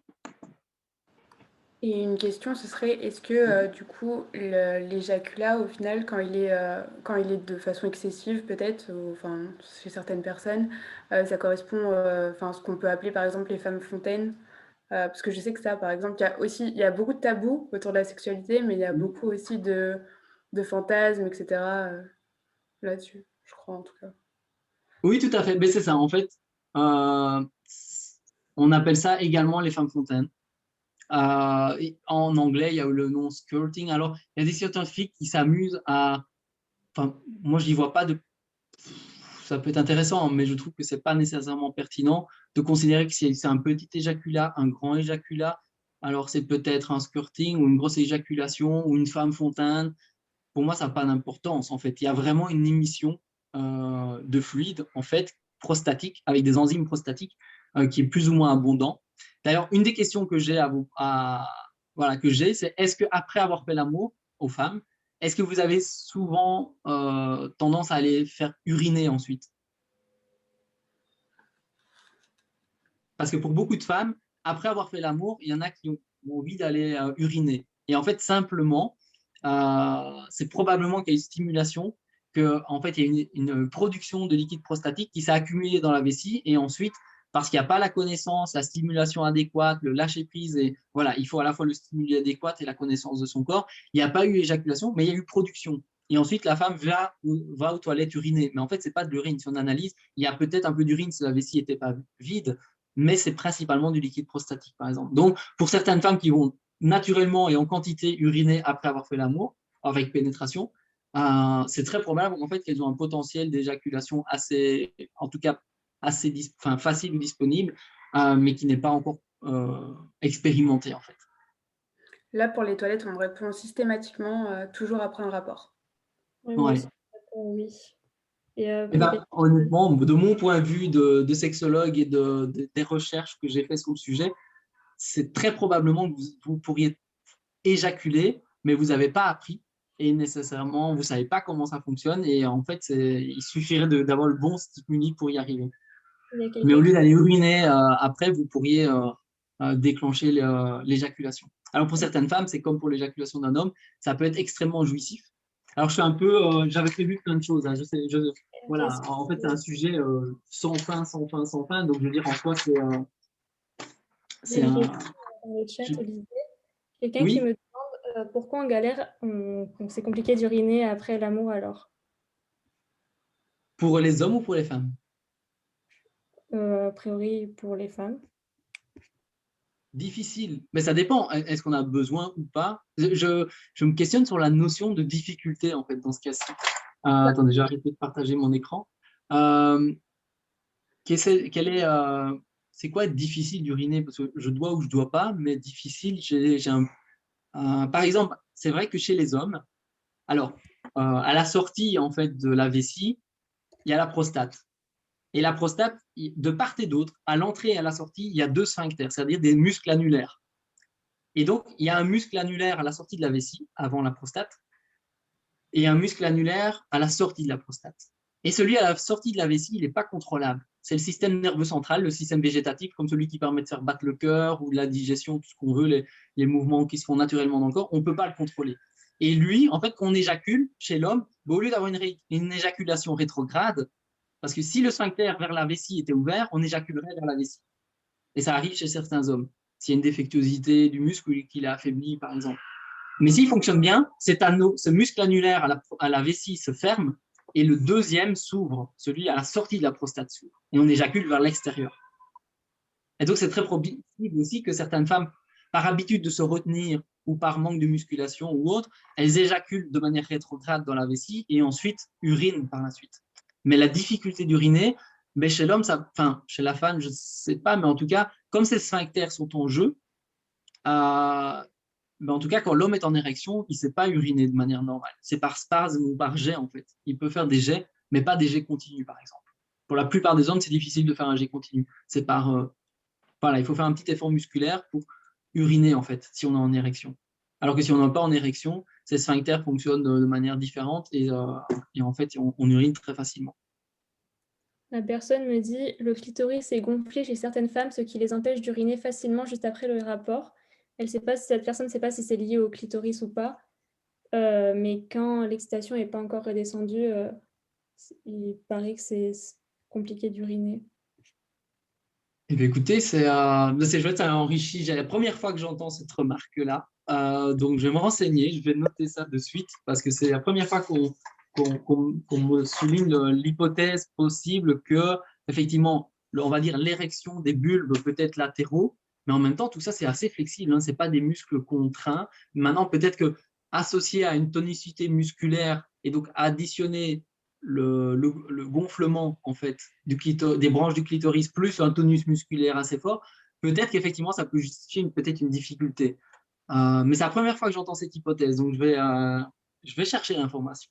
J'avais déjà entendu pour les hommes, mais pas pour les femmes, donc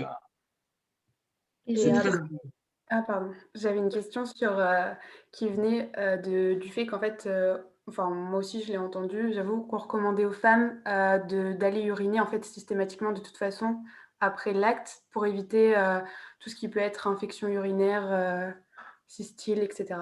Et est-ce que c'est vrai ou est-ce que c'est juste un préjugé? Je pense qu'il y a une partie qui peut être justifiée. Alors, ça dépend effectivement si on a un risque pour les cystites ou ce genre de choses. Mais j'ai déjà entendu des personnes qui avaient commencé à prendre l'éjaculation féminine et qui ont eu à un moment ou un autre des cystites ou des infections urinaires ou simplement voilà, se retenir aurait pu, mais ça dépend de la santé de base en fait aussi. Si tout va bien, le corps fonctionne correctement, il n'y a pas d'infection possible en fait. Mais ça peut arriver dans certains cas, je pense. C'est plus lié à mon avis à une sensibilité en fait, peut-être si on a pris des antibiotiques récemment ou ce genre de choses, ou peut-être il y a une petite faiblesse, je dirais, à ce niveau-là, ou si on est fort sensible ou non en fait aux infections urinaires. Très important aussi pour s'assurer d'une... enfin, surtout, en tout cas au niveau du vagin. En fait, j'en parlais tout à l'heure. Le vagin, comment il fonctionne? Il se gonfle et en fait, quand il est totalement gonflé et donc il y a une grande excitation chez la femme, il y a lubrification. Et en fait, il y a des microporosités de quelques microns qui s'ouvrent. Et en fait, c'est le transsudat. Ça s'appelle le transsudat. Et donc, en fait, c'est le plasma sanguin qui passe, qui perle comme ça sur la paroi du vagin. Et c'est vraiment un effet de perlage. Et ça s'appelle le transsudat. Donc, les globules rouges sont plus grosses que les 4 microns de porosité. Donc, elles restent dans la circulation sanguine. Donc, ce qui sort n'est pas rouge. Mais par contre, c'est du plasma sanguin. Et donc, il va, quelque part, ça nettoie un petit peu, si on veut, aussi le vagin. Et le vagin, c'est une cavité. Donc, c'est un cul-de-sac, parce que derrière, c'est le col de l'utérus qui, lui, était hermétiquement bien fermé, on va dire, pour protéger l'utérus, puisque derrière, s'il y a une fécondation, il faut que le bébé se développe dans un endroit, on va dire, sain. On ne va pas dire stérile, mais en tout cas sain, parce qu'il y a toute une flore vaginale. Et donc, il y a naturellement une flore vaginale très spécifique de lactobacilles principalement. Et le pH du vagin, il est de 3 à 4. Donc, c'est extrêmement acide. Je crois que le pH de l'estomac, c'est environ 2, donc 3, 4. Évidemment, quand on met son doigt, le doigt ne fond pas, hein, c'est pas ça. Mais c'est un pH acide. Pourquoi? Parce que c'est une cavité. Le but, c'est que toutes les bactéries qui ne sont pas les bienvenues à cet endroit-là ne puissent pas survivre, en fait.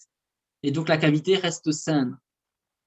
Et donc, il ne faut pas perturber en fait le pH autant que possible du vagin. Et donc, il se nettoie en permanence. Donc, il y a des sécrétions qui partent de col de l'utérus et qui descendent. Et donc, il y a naturellement un nettoyage permanent parce que c'est un cul-de-sac.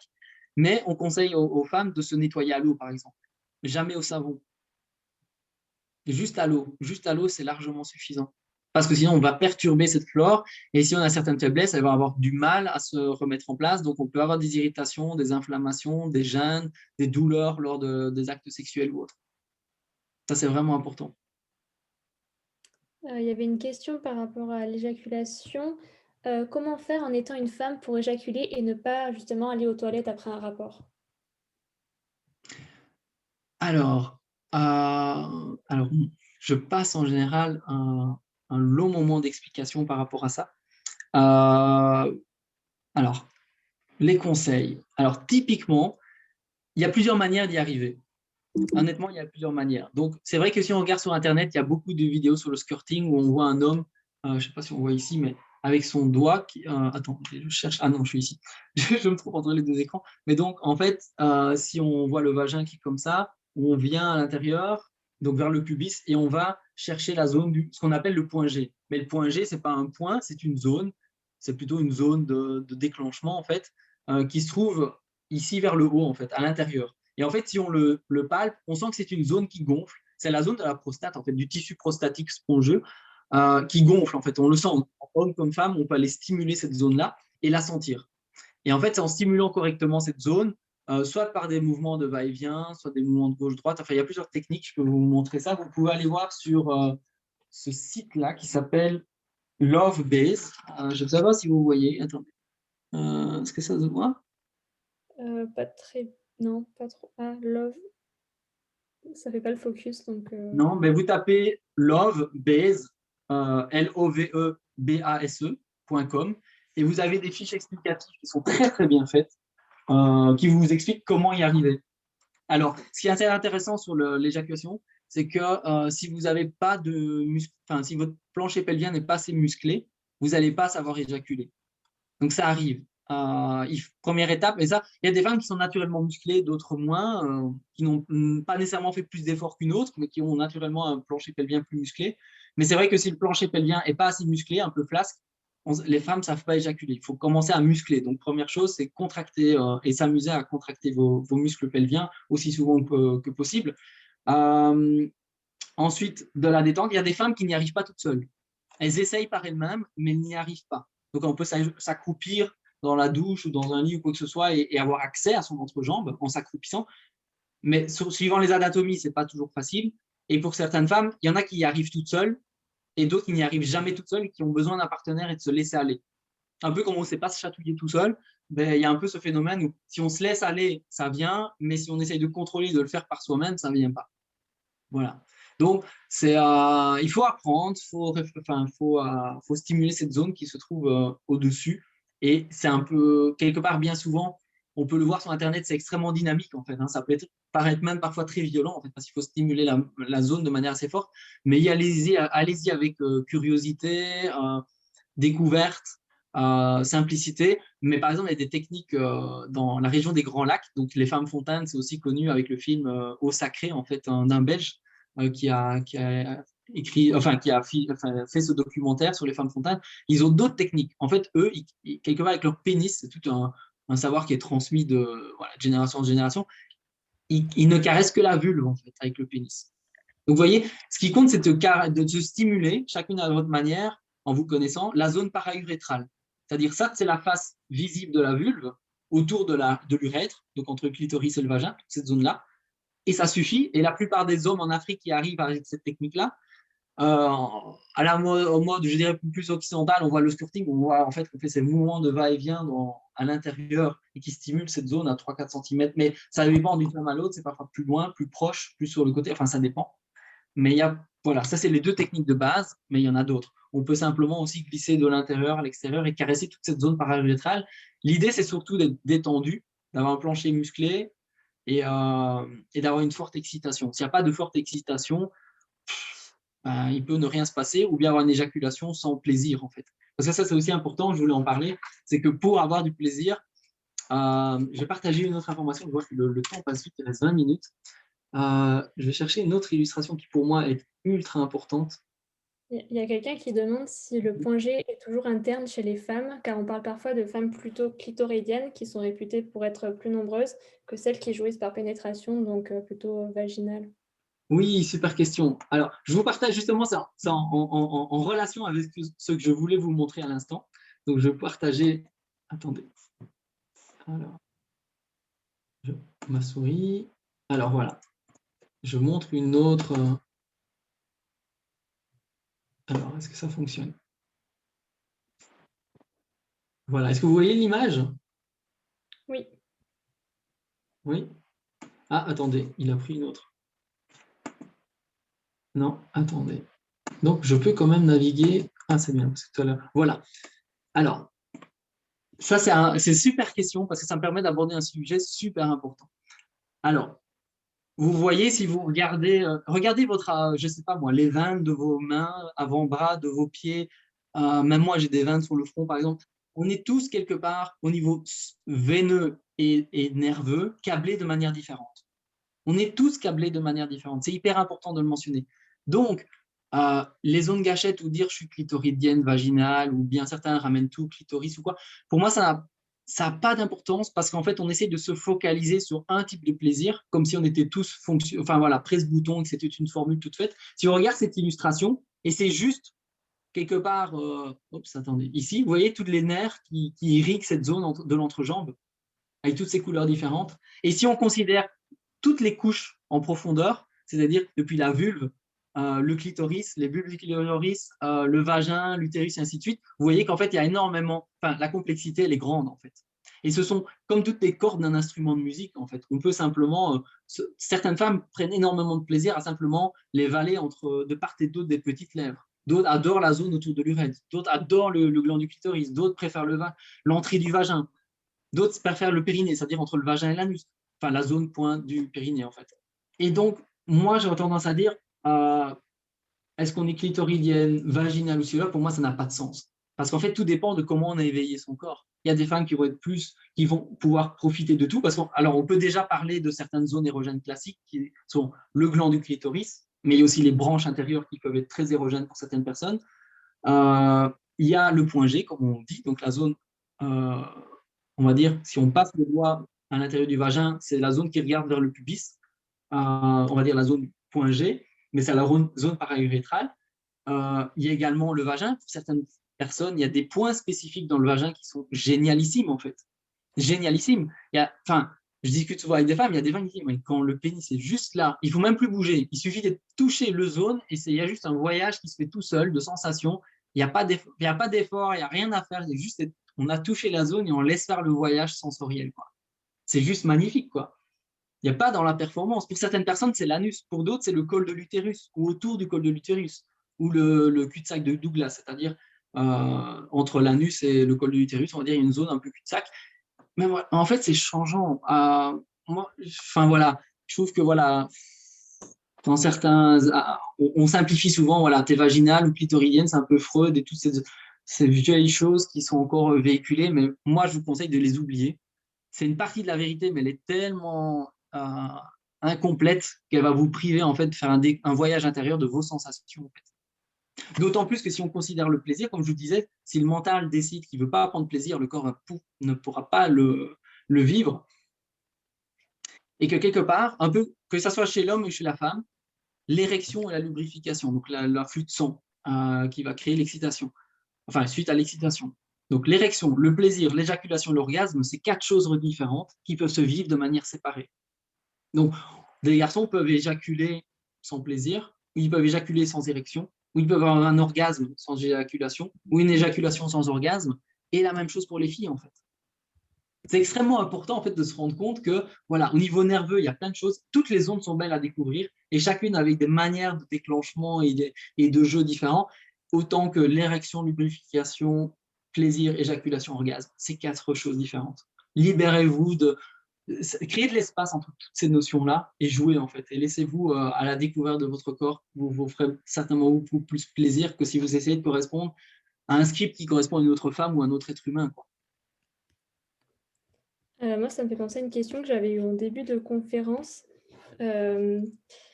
Alors, Est-ce que toutes les femmes peuvent physiquement atteindre l'orgasme ou bien est-ce que chez certaines, l'anatomie ne le permet pas? J'ai plusieurs amis qui n'en ont jamais eu, ni seule ni avec un partenaire, et ça m'interroge.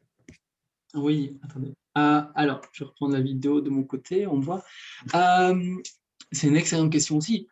Alors, l'orgasme, c'est vraiment quelque chose de particulier. Souvent, plus on court après, moins on l'attrape. Donc, c'est vraiment le truc qui s'invite. Et voilà. Alors, ce qui est intéressant sur l'orgasme, c'est-à-dire, on va dire le climax, c'est-à-dire l'apothéose, c'est-à-dire on a accumulé tellement d'excitation qu'à un moment, ça explose et puis il y a un relâchement de tension, de plaisir intense.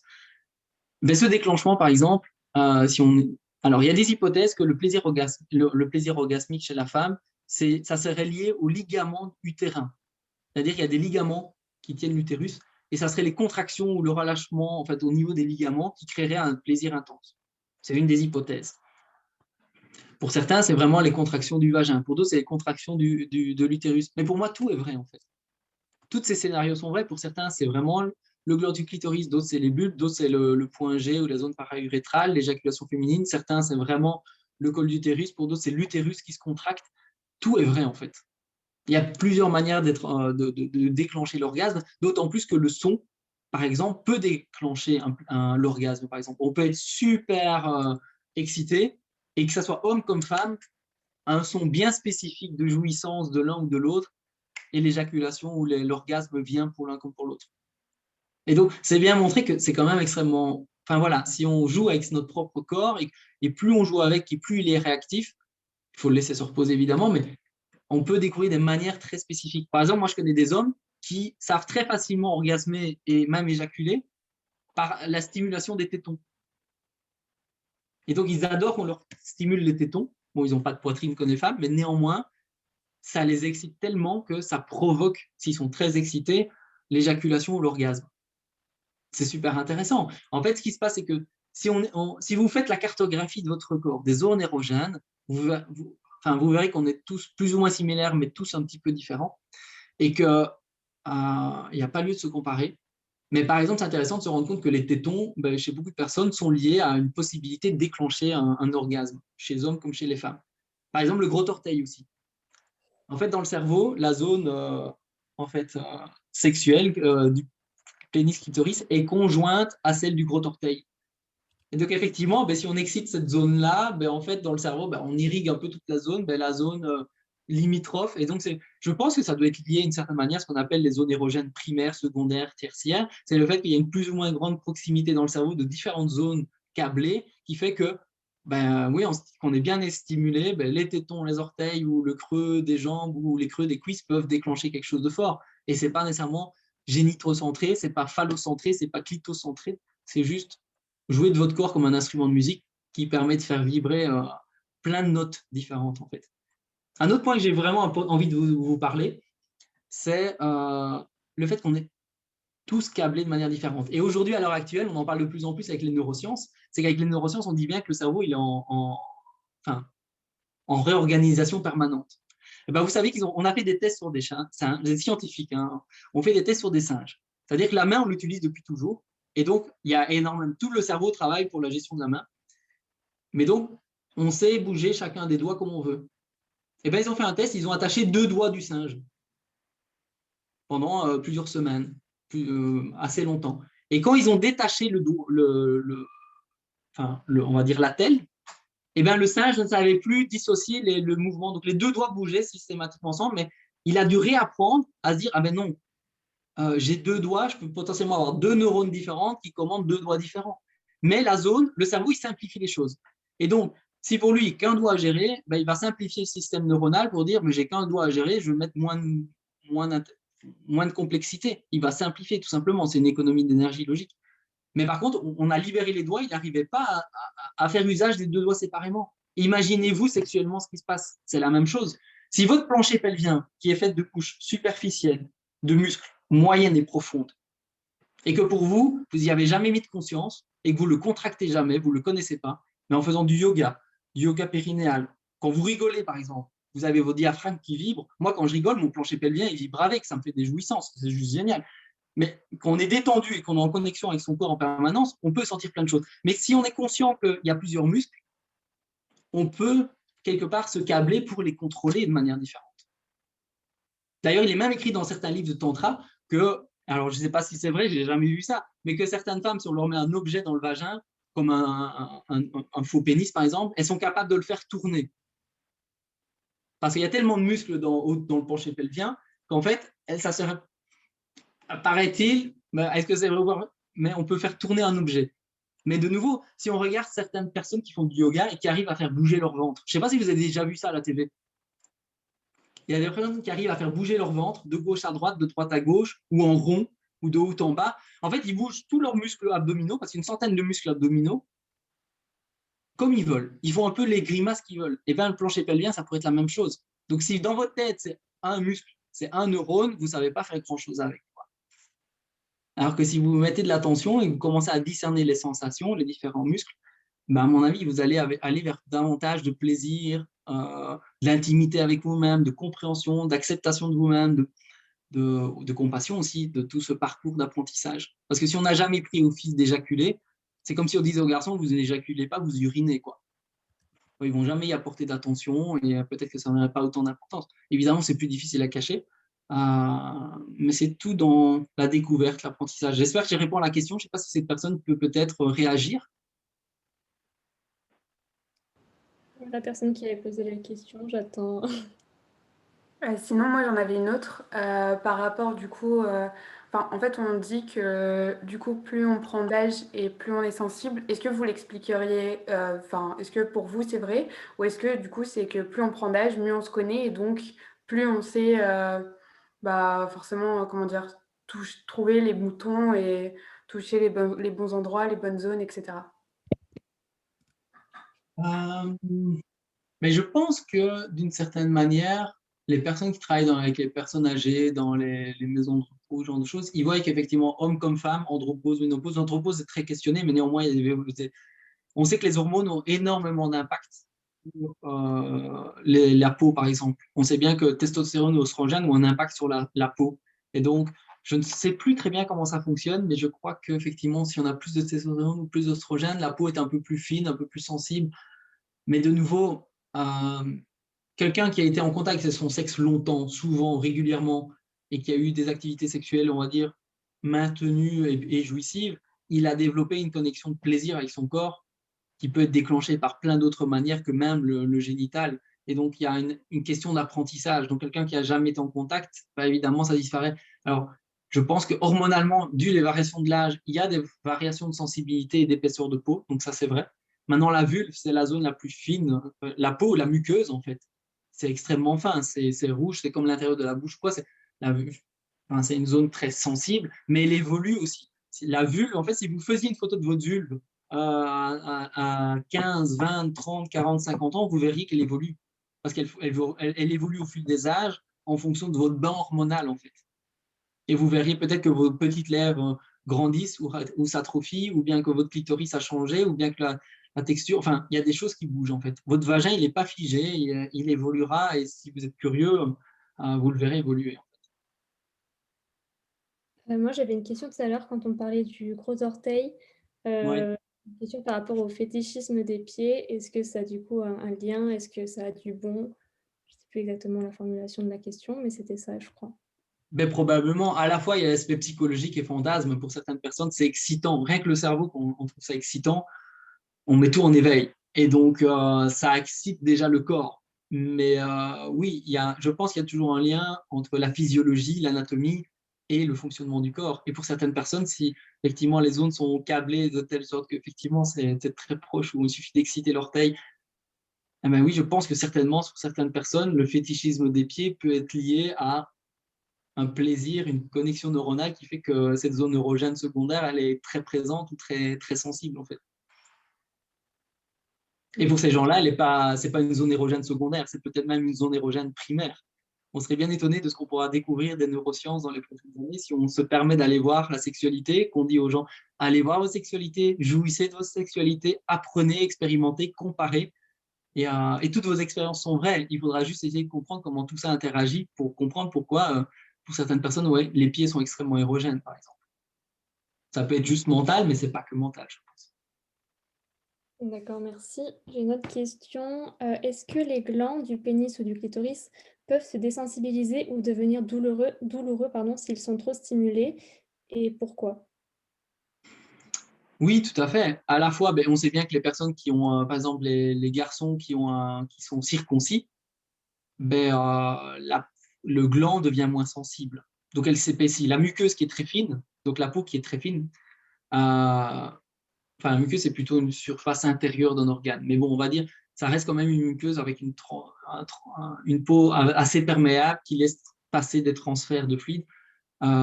Et donc, cette zone est très sensible. Si on la surstimule, on peut l'abîmer. L'abîmer dans le sens où elle peut un peu s'irriter, en fait, si c'est à sec, si c'est sans lubrification, si c'est très fort.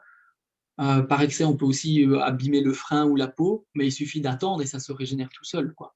Les pénis circoncis, il y a des garçons qui sont tristes, et moi j'en connais parce qu'ils ont moins de sensibilité du gland. Il y en a qui disent ah je suis triste, j'ai une éjaculation précoce, et l'autre qui dit mais purée tu devras tu devras jouer, enfin, dire merci parce que toi tu peux vite, tu dois juste gérer ton intensité de plaisir, mais toi tu as du plaisir.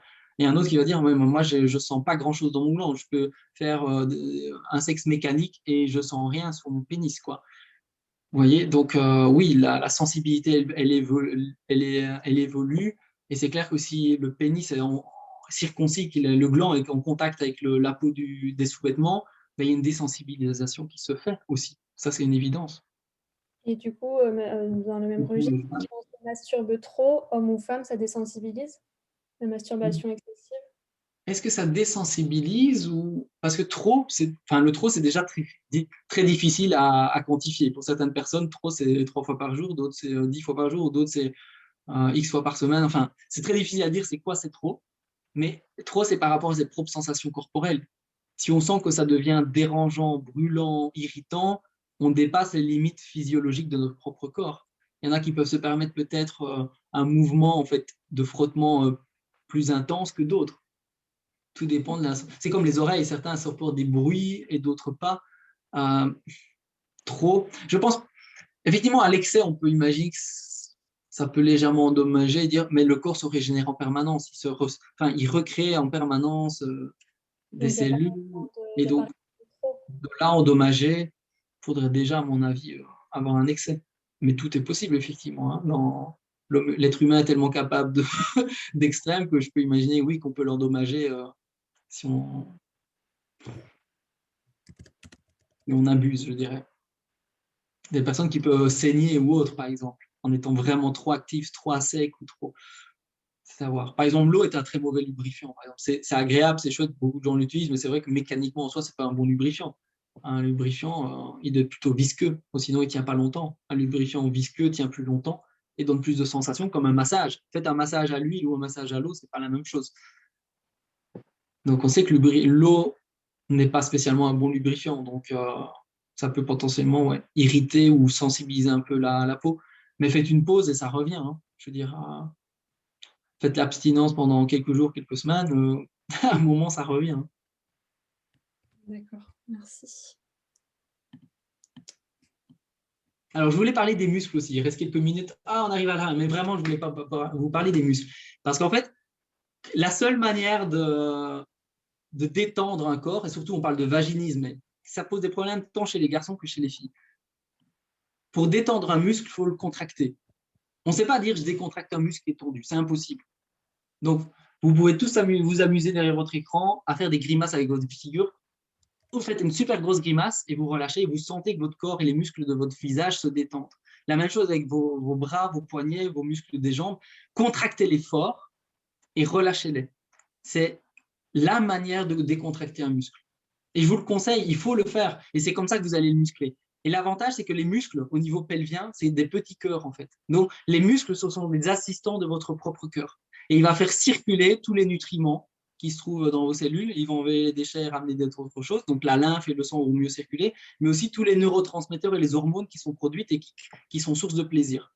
Quand on dit qu'on est excité, c'est comme en physique, en chimie, on met dans notre système neuronal, le système nerveux, plein d'électrolytes qui font que les connexions vont plus vite. Et donc, quand on dit je suis excité, ben oui, les connexions de jouissance entre ma tête et mon corps sont accélérées parce que j'ai mis dans mon système nerveux de l'excitation des molécules et des électrolytes, qui sont des hormones, des neurotransmetteurs, qui viennent exciter l'ensemble. C'est-à-dire que le corps réagit plus vite.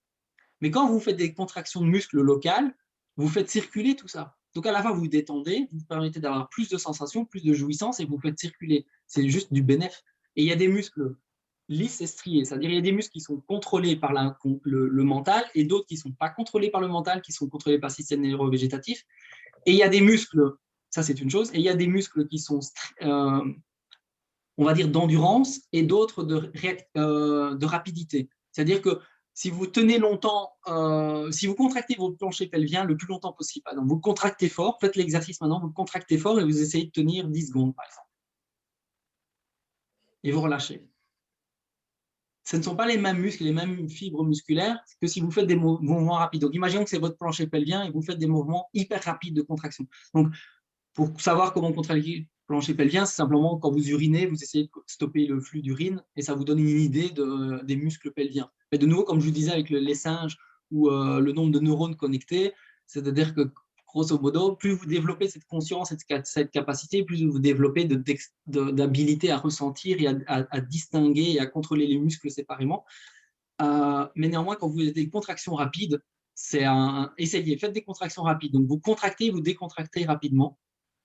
Déjà, au début, c'est très long. On se dit, oula, je me parais un peu maladroit. J'essaye d'aller vite, mais j'y arrive pas. Autant votre main, vous êtes capable d'aller super vite, par exemple. Autant avec votre plancher pelvien, pour aller super vite, au début, c'est pas possible, quoi. Mais c'est deux types de muscles, de fibres musculaires différentes. L'endurance contractée longtemps et celle des contractions rapides. Et tout contribue en fait à un bien-être génital, sexuel, de plaisir, d'orgasme, de bien-être. D'autant plus que quelque part, plus on est au mieux avec sa sexualité, au mieux, je pense, les accouchements se passeront mieux, parce que plus on a un plancher pelvien musclé, mais aussi détendu, au plus les accouchements se passent bien.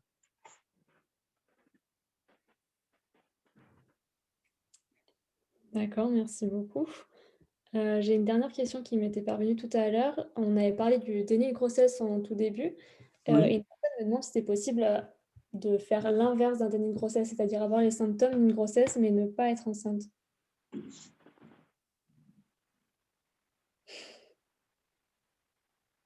J'imagine que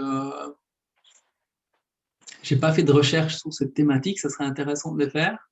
J'imagine que le corps peut effectivement peut-être imaginer, le mental imaginer et de démontrer quelque part des symptômes physiques.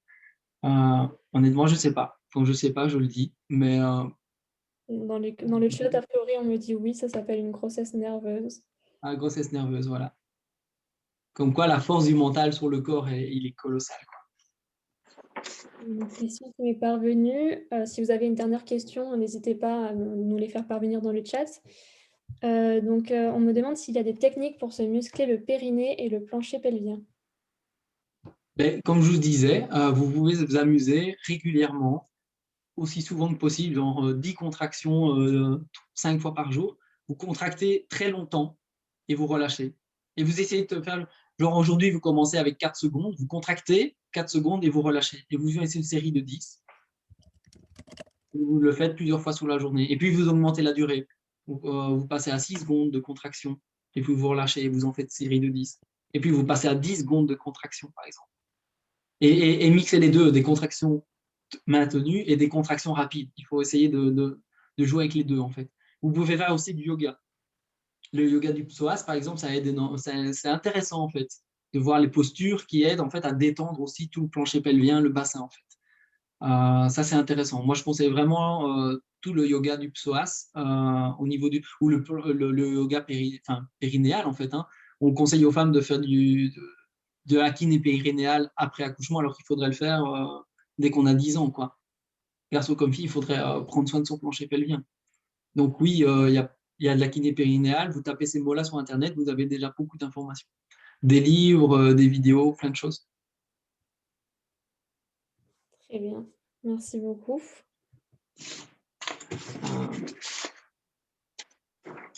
Je vois qu'il est 20h. Alors, je ne sais pas si par rapport au début, moi, je peux continuer à répondre à vos questions. Moi, je suis disponible. Voilà, je suis là pour vous. Donc, je peux rester plus longtemps. À vous de voir. Écoutez, là, je n'ai pas de questions qui me parviennent. Moi non plus, là, j'en ai plus. Je pense que ça a été assez efficace et que tout le monde a appris pas mal de choses. On vous remercie, en tout cas, dans le chat. Alors moi, si j'ai pu contribuer à vous apporter un peu plus de connaissance de votre propre corps, d'être peut-être plus à l'aise avec votre propre corps, votre propre unicité, quoi, de se dire, OK, pas de complexe, on s'en fout. Il y a autant de vulves, de vagins, de pénis, de clitoris, on s'en fout, et même d'orgasmes, de stimulation possible. Juste, soyez relax avec vous, allez vers l'acceptation de vous-même et par rapport à votre image personnelle et votre confiance dans votre sexualité, ça serait déjà un énorme cadeau. Moi, je pense que si vous partez à l'écoute de votre propre corps et vous êtes la sensation, vous dites, voilà, dans l'acte, je suis la sensation. Peu importe que je paraisse belle, séduisante, débile ou ridicule, ou soyez juste la sensation, c'est ce qui compte. Parce que dès que vous êtes dans la tête, de toute façon, vous vous privez vous-même de vos propres sensations, donc vous vous pénalisez vous-même. C'est à partir du moment où vous avez cette bonne conscience de votre corps, vous savez muscler votre corps, le détendre et connaître toutes les manières d'en jouir sans vous limiter à un plaisir vaginal, clitoridien ou autre, parce que c'est beaucoup plus vaste que ça, vous allez aller vers des découvertes beaucoup plus grandes. Moi, une des premières expériences fantastiques que j'ai fait quand j'étais étudiant en ingénieur, j'avais 19 ans, je pense, j'avais lu dans un livre, c'était ce qu'on appelle la technique de edging. Je ne sais pas si vous connaissez le edging. Donc, en fait, vous stimulez le pénis ou le clitoris à votre manière et vous montez très haut en intensité, mais pas, enfin pour les garçons, pas jusqu'à l'éjaculation, pour les filles très haut, mais et vous laissez redescendre et vous jouez et vous remontez très haut et vous laissez descendre. Parfois, il faut laisser redescendre quelques secondes, parfois 30 secondes, parfois 5 secondes, peu importe, mais vous jouez à monter, descendre, monter, descendre, monter, descendre, monter, descendre. Et vous jouez ça une demi-heure, trois quarts d'heure, une heure. Et si à la fin, vous partez à l'apothéose et que vous décidez d'y aller, vous pourriez avoir un orgasme fabuleux, quoi. Quelque chose qui vraiment, en tout cas, moi, ça a été le cas. Quand ça a explosé, je me suis dit, oula, j'ai disparu quelque part, je sais pas où, mais j'ai tremblé de la tête aux orteils et je me suis dit, ça, je veux encore. Bon, j'ai jamais su revivre exactement le même, mais c'était fantastique. Ça s'appelle juste la technique du edging, donc edge en anglais, E-D-G-E, edging, I-N-G à la fin, si on veut. C'est juste jouer, piquer, descendre, faire du picking comme ça, mais jamais aller au bout. Et d'aller toujours le plus proche possible de l'excitation maximum, mais sans jamais l'atteindre. Et vous chargez votre corps un peu de neurotransmetteurs, d'hormones, de plein de choses. Et puis, vous pouvez rester avec ça sans rien faire d'autre. Hein. C'est juste jouissif. On n'est pas obligé, hommes comme femmes, d'aller au climax, d'éjaculer ou quoi que ce soit. Du moment que c'est plaisant, c'est déjà un gagnant. Et vous pouvez juste faire ça. Ou bien vous décidez à la fin d'exploser, façon de parler, d'aller à fond et de sentir. Peut-être que pour vous, ça peut être une très belle expérience, comme moi, ça l'a été à mes 19 ans. Quoi. Très bien, merci beaucoup. En tout cas, on a eu beaucoup de réactions positives et enthousiastes dans le chat et en privé. Donc, on voulait vous en faire part. Merci beaucoup. Du coup, pour conclure cette conférence, merci beaucoup d'être venu nous parler de tout ça. Je pense que ça a été intéressant pour tout le monde. J'espère que ça a plu à tous ceux qui sont encore présents. Pour conclure, on peut dire que la semaine donc, de l'événement de Prisme vient juste de commencer. Vous avez des événements et des conférences tous les soirs jusqu'au 12. Demain, vous pourrez retrouver la conférence avec Joe, une marque de protection périodique innovante, demain à 18h. Donc, soyez au rendez-vous. Et on vous remercie tous d'être venus. Voilà. Et bonne soirée.